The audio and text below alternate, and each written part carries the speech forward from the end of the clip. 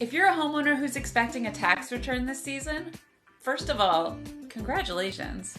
I'm going to give you 3 upgrades that will put that cash to good use while building equity in your home. First, replacing old carpet or outdated flooring can make a huge difference in the overall look and feel of your home. Not only is hardwood or luxury vinyl plank easier to keep clean than carpet, especially if you have kids or pets, but it can have a significant impact on your home's overall value when you're ready to sell. And of course, numbers 2 and 3, you know what I'm gonna say. Give your bathroom or your kitchen a major glow up. Renovating a bathroom is a game changer. Modern fixtures, updated tile, and a big ol' soaking tub.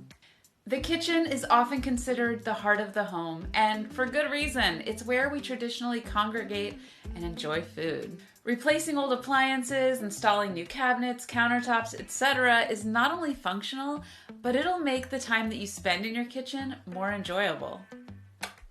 With upgrades like these, not only will you get to reap the benefits and enjoy living in a refreshed, beautiful home, but ultimately these can help increase your home's value, making it a smart investment for years to come.